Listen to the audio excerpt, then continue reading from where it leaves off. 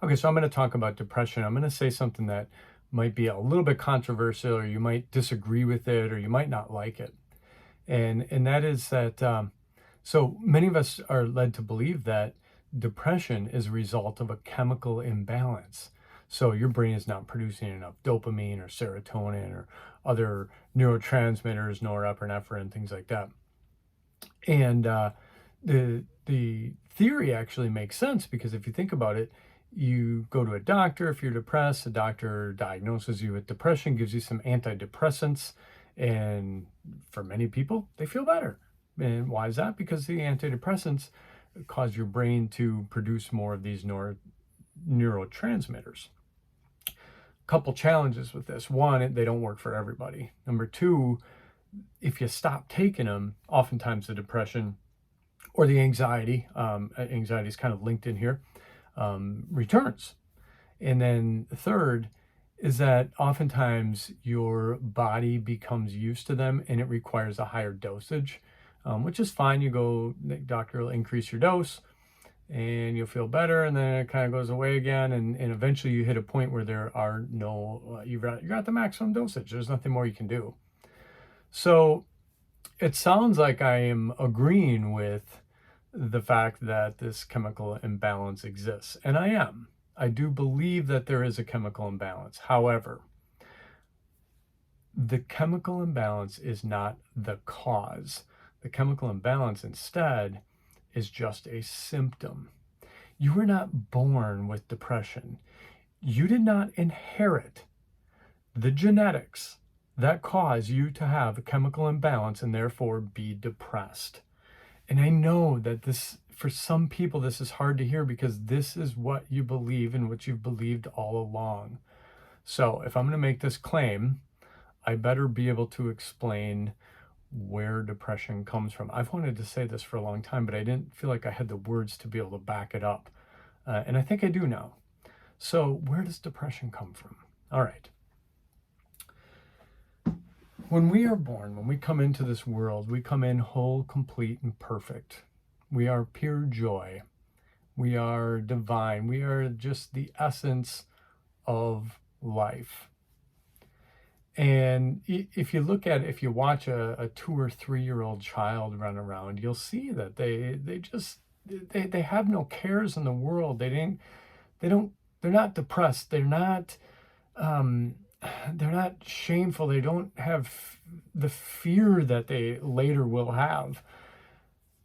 So what happens is we come in whole, complete, and perfect, and then the world starts to shrink. The world starts to tell us who we should be, who we shouldn't be. The world tells us, and specifically, when we're young, oftentimes it's our parents that are telling us, as well-intentioned as they might be, they are telling us to stop it, be quiet, don't do that, don't say that, don't show your feelings like that, don't cry.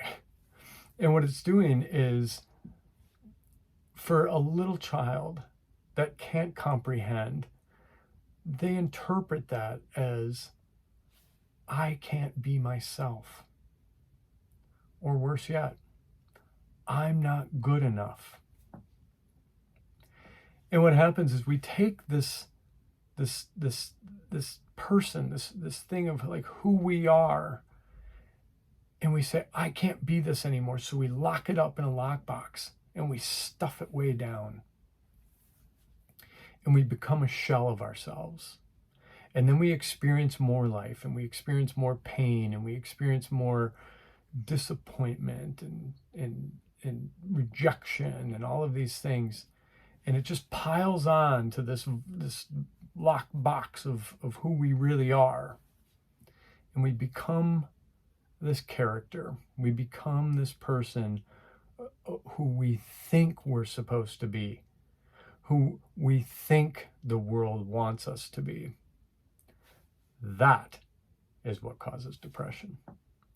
You are not being yourself. You are not being who you are. Now, you don't just have to be a depressed person to be experiencing this on some level. We're all experiencing this, right? Like we're living this character, and we're out there trying to find ourselves. Well, here's the beautiful part about this, is that your true essence, your true authentic self, who you are, your whole complete and perfect self that came into this world, it's still there. It just has a whole bunch of crap piled on top of it. So we don't need to go and search to try to find ourselves. What we really need to do is we need to search and find out who we're not and get rid of that stuff. And then who we really are comes to the surface and shines. And that's where we find true peace. So Jim Carrey, I heard Jim Carrey say this the other day. He said he had a great description of depression. He said, depression is just your body being tired of holding up a character, an avatar of who you think you're supposed to be. He said, depressed stands for deep rest. Your body needs deep rest from this character of who you're supposed to be. Okay, so that's where depression comes from. Now, how do we address it? How do we treat depression? If we're not going to use medication, or I'm not saying don't use medication. I'm just saying if we're going to like really treat the depression, not just the symptoms, how do we do it?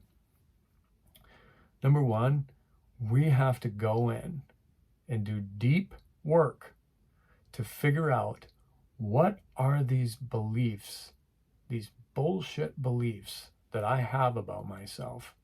What are they? What is this character? Who is it that I've become based on these beliefs that I have? What are the beliefs? Where did they come from? And this is, like I said, is deep inner work that we need to do. And you can do it on your own. There's a very good book called There's a Hole in My Love Cup. It's like the best book that I've found that talks about this. And we can discover who these, remember that these beliefs that we have about ourselves, most of them are under the surface. We're not aware of them. So that's the tricky part, is trying to figure out what they are. And then the other thing that we have to do is when we experience pain, especially when we're a child, we experience rejection and we're told to be quiet and to stop doing that and stop being who we are. What happens is we experience these things that are, for a child, are traumatic. And we actually have negative emotions that get trapped in our bodies when we experience these. And we need to go in and find these negative emotions and release them. So those are the two things we need to do. We need to find out the negative beliefs that we have, and then we need to find the trapped emotions that stand behind these beliefs and release them. And there's many different techniques that we can use to do that. And this is the type of work that I do. So if this is something that resonates with you, reach out to me and we'll see if we can talk more about this, and maybe I can help you with this.